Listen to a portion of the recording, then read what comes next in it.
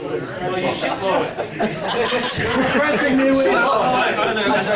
guys, alright, we're recording in 5, 4, 3, 2, 1, 0. Alright, so we're here with GGinSydney. As you can see, hey!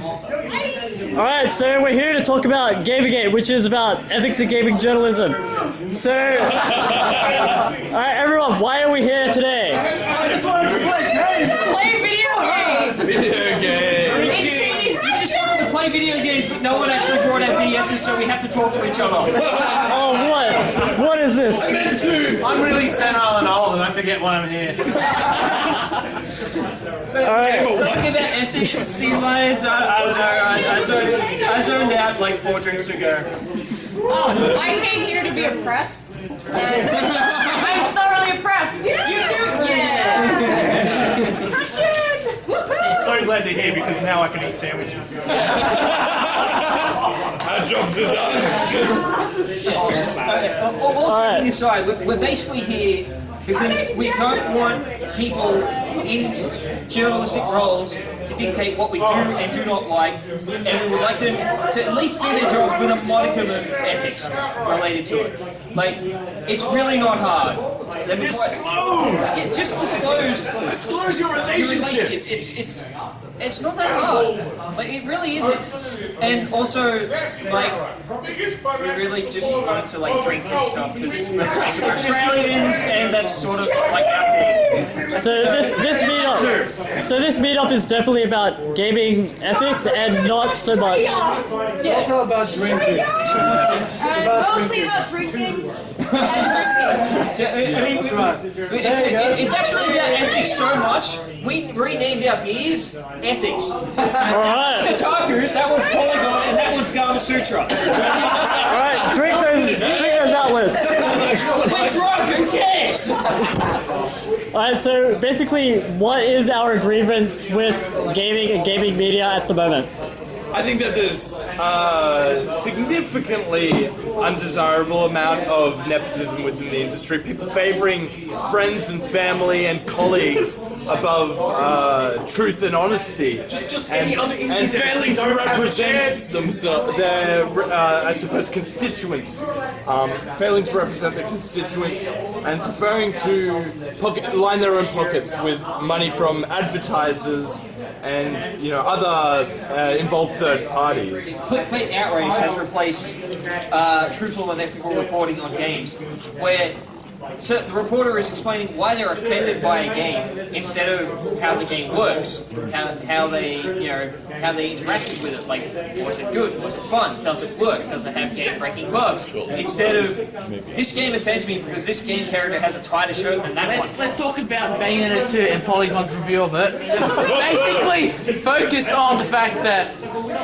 Bayonetta was overtly sexualized. Did he play the game? Or whoever reviewed it? He did play the game. Also has a Suicide Girls profile, so why does he care about sexualizing women? Well, to be fair, I think this is actually a very complex issue. No, but we have to be fair. That's what we're doing. That's what we're here for. We want to be fair and we want to be equal. But in fair. Alright, there we go, we got 2 gigs now. Alright, so this is a very topical issue, I think. It's been discussed very heavily recently with the launch of Deep Freeze.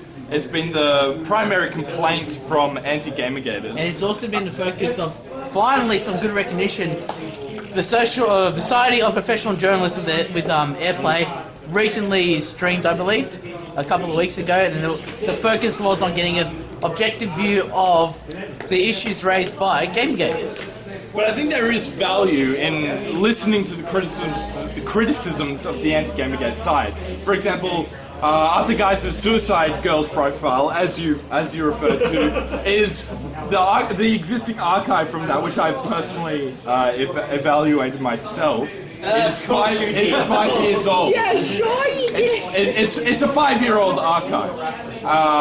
I mean, let's be realistic here. Not everyone shares the values that they had from 5 years ago. And while, yes, it is disingenuous to propose the concept that a game is supposedly unworthy or worse off for having these sexualized images while individually enjoying such a thing. I mean, we're talking about a 5-year-old profile here. It isn't really evidence of anything. Let's compare Arthur's Polygon thing with Bayonetta to was it Christ-centered gamers review of Witcher 3? Let's compare those. Yeah, well, his review of Witcher like the 3 review, is he's like, well, it's got magic in it. We don't really like witchcraft. Like, if you don't like witchcraft, you gotta watch out for that. Oh, it's got sexual stuff in it. It's got violence. It's got gruesome violence.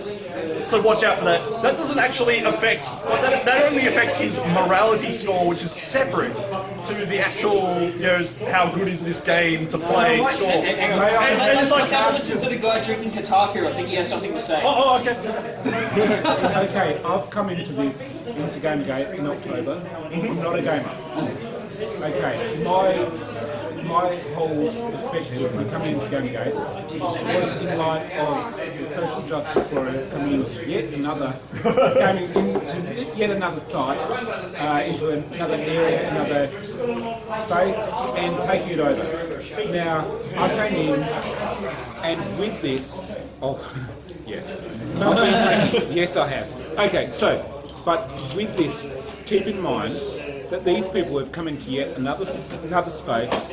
What they've done is they've co-opted the media again to try and report on what society thinks, on how terribly misogynistic and bigoted their user base is, whether it be atheism, whether it be sci-fi, whether it be comic books. Regardless, this nerd space is misogynistic and hateful, and it's all a big hate group. But it's not really, is it? No, it's not. I mean, what are you talking That's in the end what it's Roman really about. Arnott's It's game about a about bunch of people pushing their ideology onto everybody else. It's about a bunch of people pushing their the ideology gaming forcibly press on everybody else. the gaming press is biased against us. Any of the narrative that they put on us is being destroyed by meetups like this. They say we've got 350 people and the rest are sock puppets, and yet 250 of those showed up at DC alone. I mean, how? And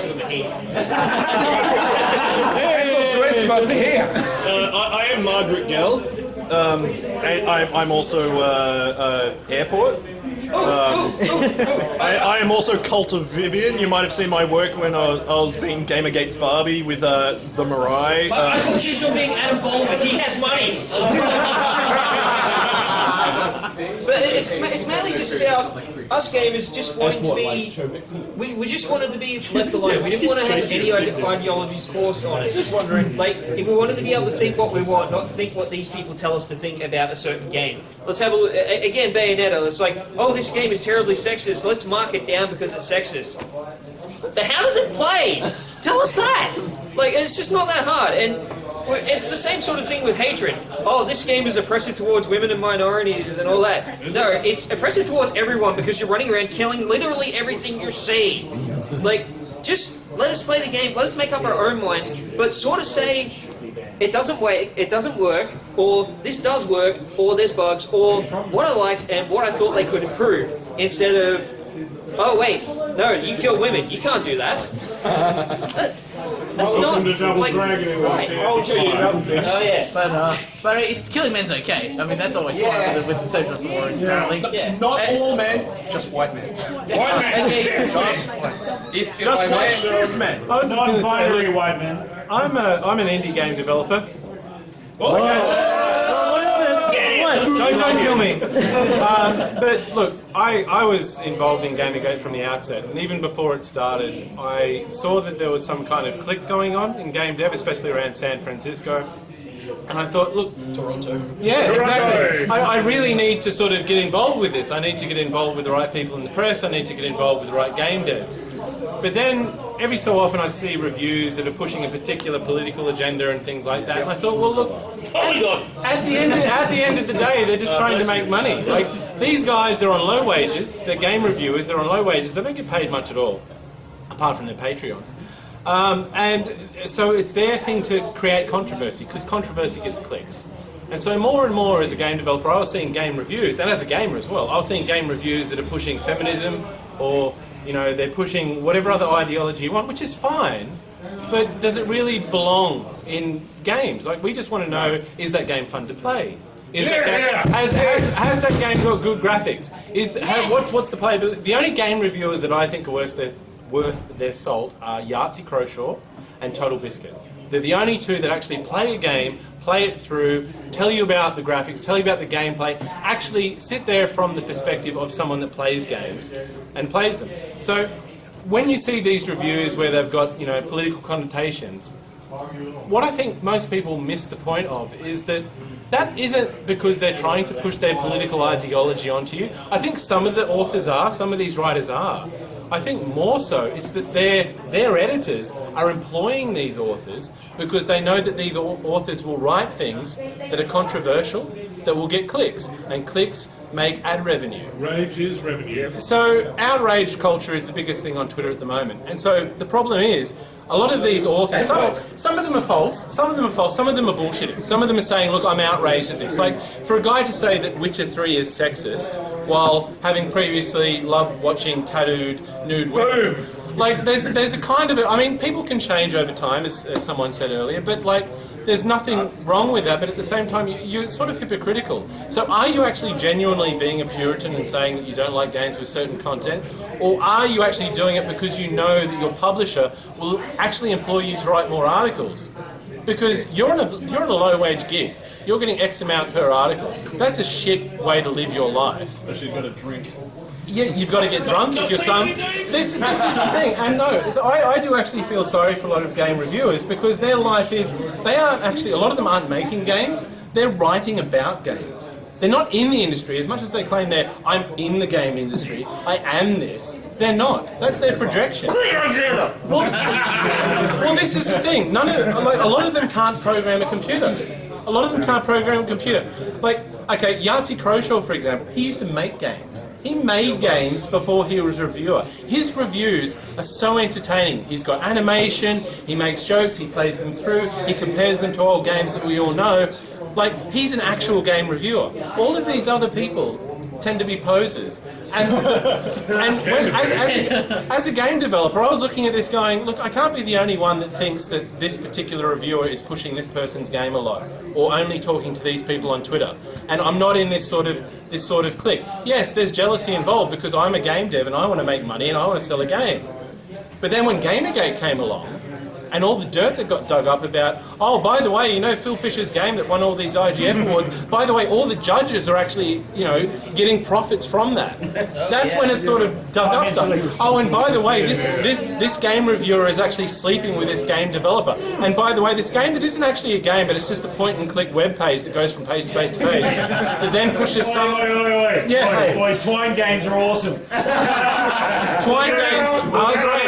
And by the way... This type of shit. Look, by the way, eat Doritos and drink Mountain Dew. But look, seriously, all I want to say about being an indie game dev or wanting to get into the game dev industry, all I want to do is connect with gamers. So I'm very thankful that GamerGate came along. Because I'm a gamer, and I can actually talk to other gamers and say, look, what do you want in the game? I don't have to go through some middleman. I don't have to go through Polygon. I don't have to go through Kotaku. And I do see a lot of game developers and other people who want to get into the industry saying, look, that's the path I have to go because these people are popular and so that's the way it is. But they've painted that narrative. They've painted the fact that they're the gatekeepers. But they're not. The gatekeepers are the people that buy the actual games. The audience. If you look at Steam statistics, Steam will tell you that, Dota 2, CSGO, these are the popular games. Witcher 3, it's up there at the moment because it's popular. They don't give a shit about Depression Quest. They don't. I'm sorry. They don't. Look, you can say that a particular game has a great political message, and that's true, but what we're lacking in games reviews, we don't have a David and Margaret, and for those people that aren't Australian, David and Margaret are our movie reviewers. They actually watch movies, they understand the art of movies. We don't have that.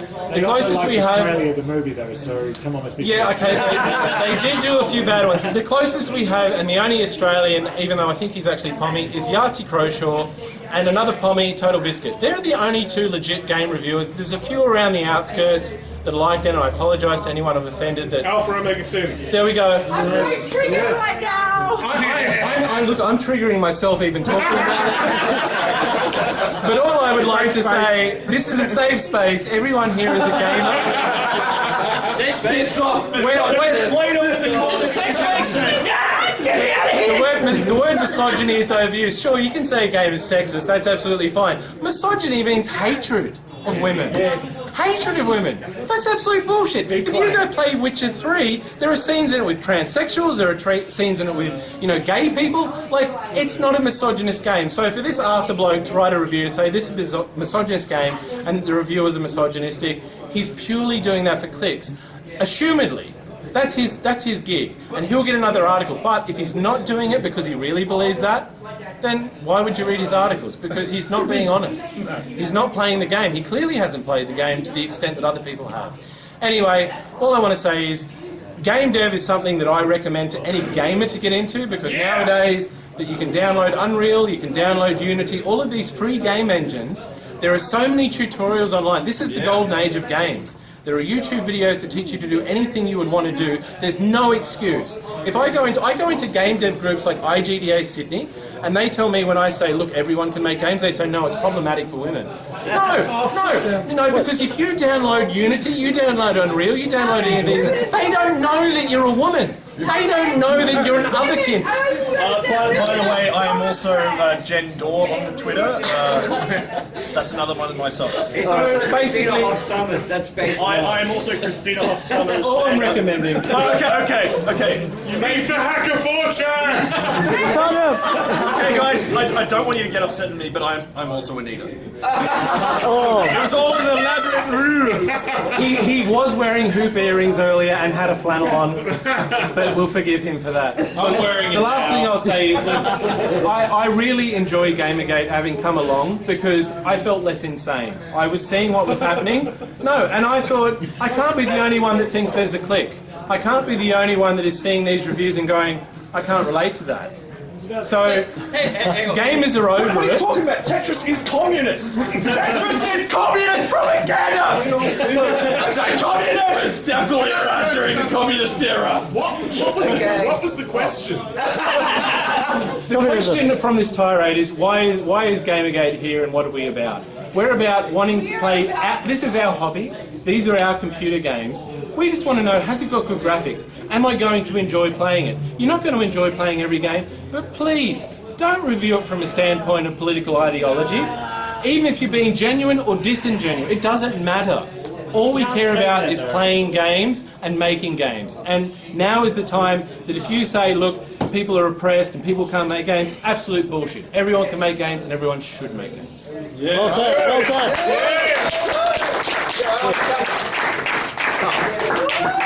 Like I said, I'm here. I've been a gamer, just about since I could hold a controller, playing video games, and unlike what some other people have said about being gamers since they could hold a controller. But I played games all through my life, and at the same time, I was also consuming games media. When you really, really like something, you don't, stop enjoying games just because you've finished all the ones you've played. You want to find out more about games. You want to find more games, discover, more games that could be good that you like, or by the same people. Just quickly, guys, sorry to interrupt. We're off now. Thanks for such a great time. Thank you. Post your photos and everything. I will look for them, and I will see you guys probably at Supernova, because I know there's going to be a bunch of us there.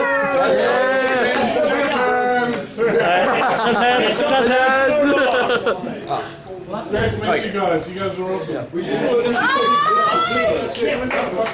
do it.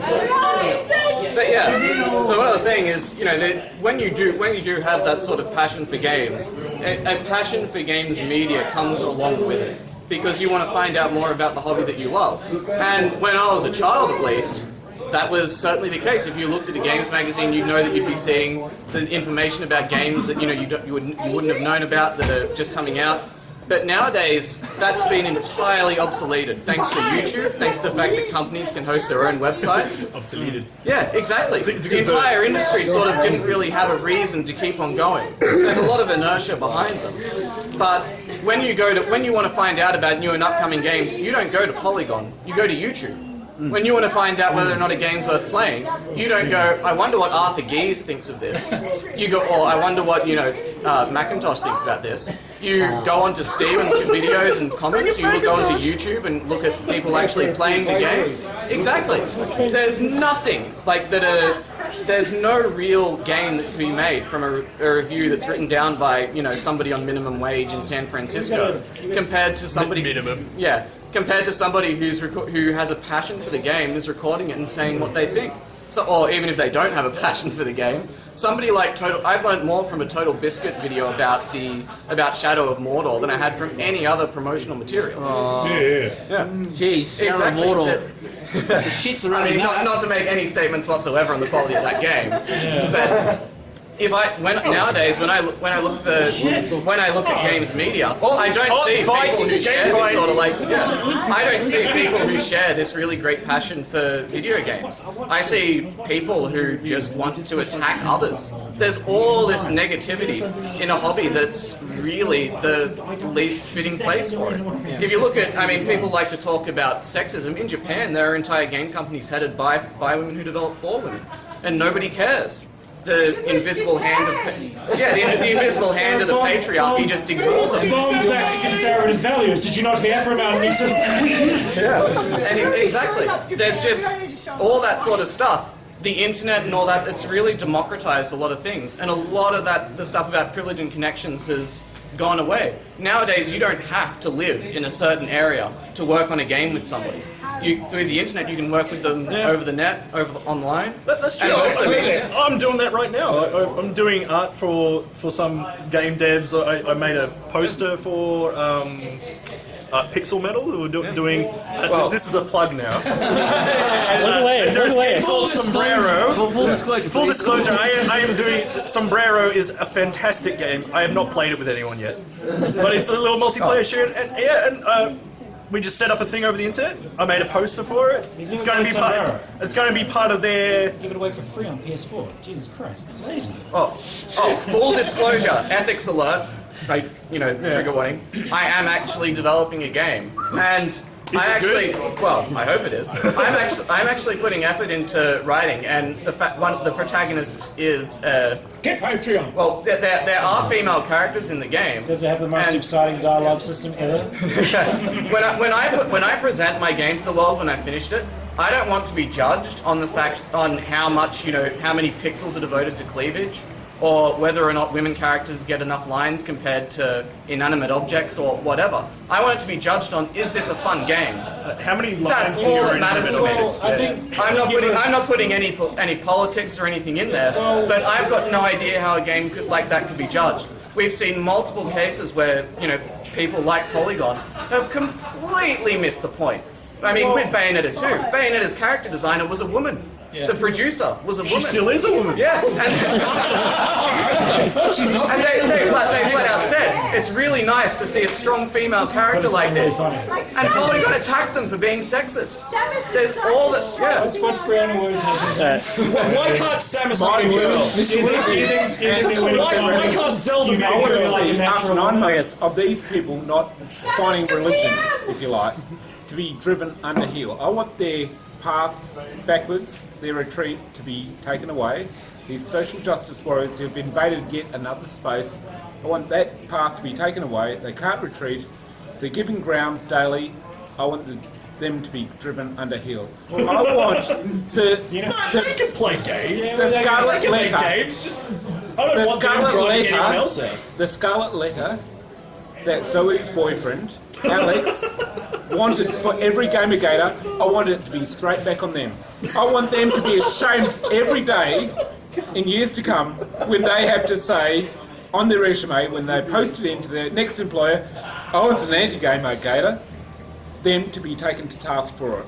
I want Deep Freeze to be part of their underlying resume that whenever any of their employers check on Google to find the first thing that hits their search is their association with Deep Freeze. I want every one of these people to pay for what they've done over the last 9 months. I just want them to report. And I want that to be I just want them not to push other people out. I know. Hey, I'll say screw them. They've had 9 months to find religion. They haven't found it. Let them go. Let them burn. Personally, After having spent months being told that there's nothing wrong with a company saying Diablo 3 is great and having their entire website be occupied by nothing but advertisements for Diablo 3, when I look at that and think, that's silly, I don't want to be told you're an evil misogynist. Well, okay, when I have a great platform for Devil May Cry. Personally, everyone who seems to think that ideological reviews need to be stopped is stupid to begin with. Everyone's subjective. Agreed. To go and sit there and act like that's a point that GamerGate needs to fight is dumb, because it's not going to work. It's regressive. You're telling people they're wrong. It's exactly what we are fighting against. What GamerGate is, and what its most important part is, understanding the flow of information that we get. So that when we get information that Zoe Quinn's game is fantastic, we know that it's coming from a friend. Or when we see that somebody's reviewing a game gone home, that their friends were part of the development. I mean, Nathan Grayson may not have slept with Zoe Quinn the day that article went out, 24 hours afterwards, apparently, according to Stephen Tortillo, which is apparently perfectly fine for a professional relationship. His name was in the fucking credits, and nothing was said. And we all just know, like, oh, it's a misogynist hate movement from the start. No, there was a lapse of ethical responsibility. They were friends. Well, yeah, of course. Before. I mean, but they were friends 2 years before. But this is a this whole thing. They went to Vegas? This is amazingly a mute argument because the whole industry's fucked. We can sit there and say Zoe industry. So as soon as we take away that crutch that supports these people, these crazy ideas, this ridiculous review, these political politics, as soon as that crutch is taken away, all will fall and everyone will see how stupid it is. But if we sit there and start telling people how to think and how to feel, then we start coming off looking like assholes as well. So if Polygon wants to make political reviews, fine, they go nuts. As long as we know where that information is coming from, we shouldn't give a shit. All the power to them. If they start making money and if they drown us all under their old identity politics, if it turns out it is the most attractive thing for all gamers, and we have to realise that that's the deal. Although obviously it isn't, and we understand as soon as that crutch is taken out from underneath them, the whole thing's going to fall apart. And we're going to see it, but we've got to stop. Yeah, so we have to stop criticising people based on their ideals, because it's not about ideals. It's about ethics in games journalism. We can sit here forever talking about all this shit, but it's not. The real thing is understanding why Nathan Grayson wrote that article. And then we can judge that information ourselves. And then all of a sudden the arguments that are had against us would fall apart, because then everyone will see how bad these people have been. I actually think that's a really good point, because the thing is, it's not, we should, look, as much as everyone wants to, we don't need to destroy Polygon. We don't need to destroy Kotaku. They can exist because it's a free market. Everyone should be allowed to exist. And have the opportunity. So, but what we need to realise as gamers, just as well as you can go out and make games, you can go out and make the game media. Yeah. You are the game media. You are the people that are the end user of this. I mean, I will say this for one thing though, it does piss me off that I'm not playing games right now, and the media that we entrusted, and let's be honest, for the last, ever since, well not even before Anita Sarkeesian really, because we all saw it coming when Anita Sarkeesian, they found their woman at that point. vehicle. They pushed her. But even before then, we've been so disenfranchised by these people that we can't trust them anymore. Yeah. But I don't mind if Ian Miles Chong wants to apologise. I don't even care if it's fake. I'll accept that apology and I'll make it look like the GG movement is an accepting movement, as it should be and as it is. The reason why we have liberals, the reason why we have conservatives, the reason why we have people like Vox Day or Roosh V or all these people is because we've not told anyone to go away. We've told them your voice is as important as everyone else's, and we should all hear it. Now, and the thing is, we've got to realise that GamerGate's going to stop at some point. We're all going to realise that there's going to be queer liberals and there's going to be like 4chan polars that are going to argue again. We're going to go at it each other. We don't like each other technically. The reason why this movement works is because it's based on actual evidence of impropriety of the media. And this is the movement. And like we can talk about all these other things, but we've got to realize that as soon as that's gone, as soon as there's media that props all these people up for no reason, a Twine game. Zoe Quinn wrote a fucking Twine. It's a choose your own adventure. It's what it is. It's not even a game. It's not a fucking game. And this is I know people waffled a bit, and I'm sorry, I'm going to do it now. There was a bit on IGN, you can look it on, it's on their website, and they did the best half decade best games of the decade, right? So the first 5 years. And there was these guys, there's this one dude who legitimately called to question whether Journey or Telltale Games Walking Dead was a game. He said, to me they're not games.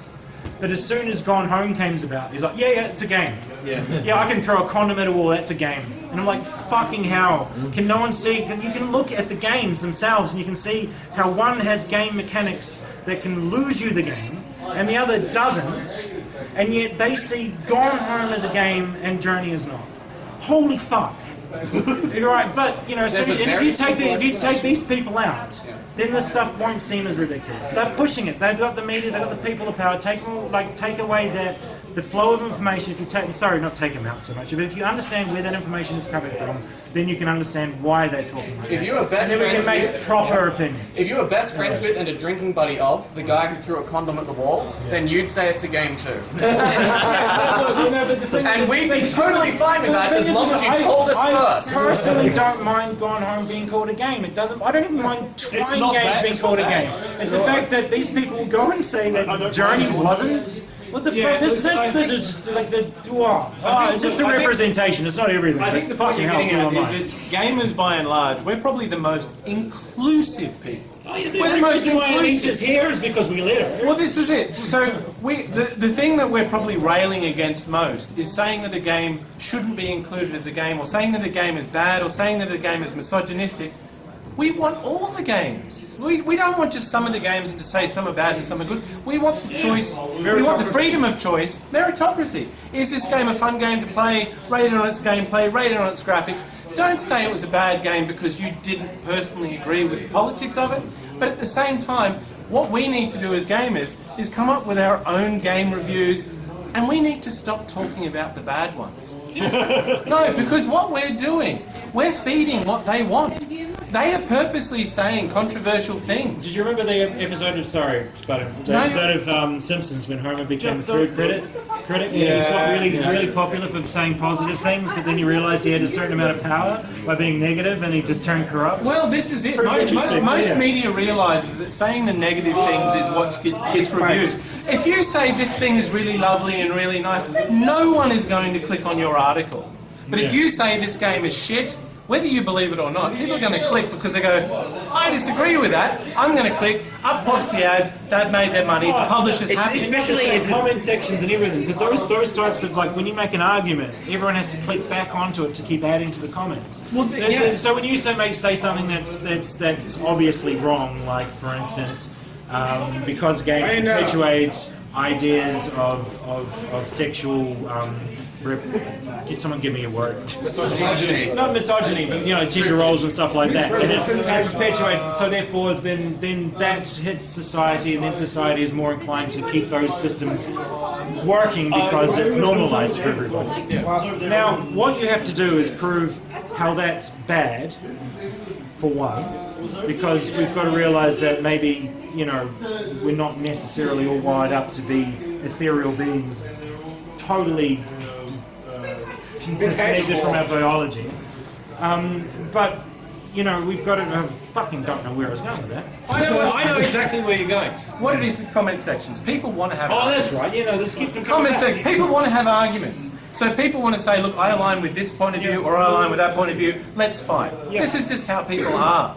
So what we need to stop doing as gamers is reading these reviews. Write our own reviews, champion the people that are more into the other stuff. I'm not saying stop the bad reviews, just ignore them. Well, that's what I'm saying. Let them do it. This is part of the evil bad at words tonight. Capitalism. Let's run with capitalism. Okay, I don't think that we should necessarily ignore them. What I think we should do is use Adblock, use Archive today. We got these capitalism, right? So everyone's directed toward their own markets. Now let's be honest. Those sites that are pushing these agendas are falling off the cliff, so it's not a popular opinion. However, if it was, and we were still doing this movement, we would have to have come to some sort of a conclusion that perhaps we were in the wrong. So this is the issue here. Now, if everyone was allowed to do everything that they wanted to do and people fell off the map just based on economics, I'd have absolutely no problem with that. However, it's quite obvious that the sites that control this information are colluding with one another, and it's not really fair. And I think, you know, as a movement, that's what we should be gaining. We really focus, because the SJW agenda is something that everyone can comment on. Like, everyone can be upset about that, but it's an opinion. Like that's really what it is. The objective truth of GamerGate is the fact that these people fucked up their ethical responsibilities. And they didn't just fuck it up, they fucked it up over and over again. again. 5, like ever since there wasn't even websites and magazines that were fucking it up. The problem is these guys don't understand, well, they probably do understand what the consumer wants. But it's the same with any media, it's the same with all fucking things, but they were sitting in their ivory towers for too long with the power that they were given. And they squandered it to a point where no one can trust them anymore because they believe they could change the social landscape of gaming, and it turned out that gamers were just really what could be described as true liberals, and told them to fuck off, don't tell us how to act, unless you've got actual evidence. I don't really want Those reviews should still be able to be there, it's just whether they're popular, and they can fall into obscurity just like any white nationalist, any religious extremist, anyone else can have those opinions, but they need to have, like, proper objective views put on them. And they should be there as well. It's just like everyone needs to hear this crap so everyone knows where the crazy people are. Oh, shut up. No, I was just going to say, there's two meta games at play here. Yeah. You've got the journalists that are writing their articles from their political ideologies or whatever else, whether they're being genuine or disingenuine just to get clicks. You've got the publishers, which are the ones that employ these people, and they are purely business. They are purely clicks. When Polygon first came out, I'm a web developer by trade. I saw Polygon, I went, holy shitballs, this site is beautiful. The web design here, the technology they're using, this is amazing. Polygon's amazing, I'm going to keep reading Polygon. This is what attracted me to it. And of course, I'm a gamer, so I want to read reviews, I want to find out the latest information about the games to play. So again, I read Polygon, it's amazing. But at the top level of it, you've got the publisher trying to push the fact that they want people to click to make money off advertisements. And at the lower level, they're employing people that are either going to A, get the clicks, whether they're being liars or whether they're actually truly believing the shit that they write. And that's just how it works as an industry. Let them fail of their own volition. Because they will grind themselves. It's obvious that they're going to fuck it up. Because the fact that they've championed people like Brianna Wu, for instance. Alright, so we just came out of the GamerGate in Sydney event, and there was a surprising lack of soggy knees. And yeah, so it was actually pretty interesting how everyone just banded together, like, about being upset by what's happening in gaming today. Gaming media specifically gaming media. All the bullshit going on. Yeah. Best way to sum up. So yeah, that was GGinSydney, and it wasn't a hate group. Nah. I don't know why people think it's a hate group. Crazy there, actually. Yeah. No, it's more of a love group. Yeah, we bonded over gaming. Yeah. Like, there was more talking about gaming at that fucking meetup than... It's Game Developers Conference. Yeah, that is the GDC. So there we have it.